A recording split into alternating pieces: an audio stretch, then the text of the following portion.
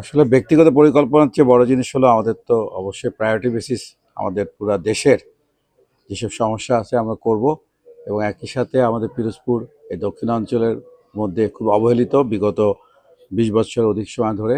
তো আমরা চেষ্টা করব অবশ্যই অন্যান্য জেলার প্রায়োরিটির সাথে সাথে আমাদের পিরোজপুর জেলা অবশ্যই যেসব কাজগুলি দীর্ঘদিন ধরে হয়নি সেগুলি ব্যাপারে আমরা অবশ্যই পদক্ষেপ দেব। অবশ্যই আমরা যারা নির্বাচন করেছিলাম পিরোজপুর ১, ২ এবং অন্যান্য পিরোজপুর ৩-ও সবারই একটা বড় সমস্যা ছিল অবকাঠামোর সমস্যা।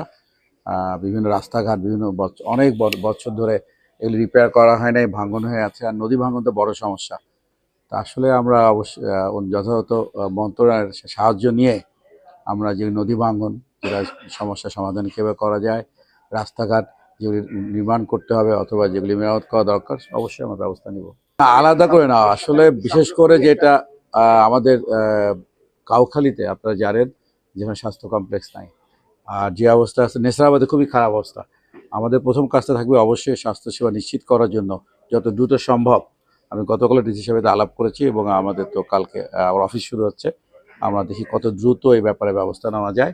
কাউখালীতে একটু আইনগত সমস্যা আছে ওই যে ল্যান্ডটা নিয়ে, আর নেসারাবাদের যেসব আছে প্রতিটি বিষয়ে আমরা খুব গুরুত্ব সহকারে দেখব, কারণ এই স্বাস্থ্যসেবা নিশ্চিত করা দরকার।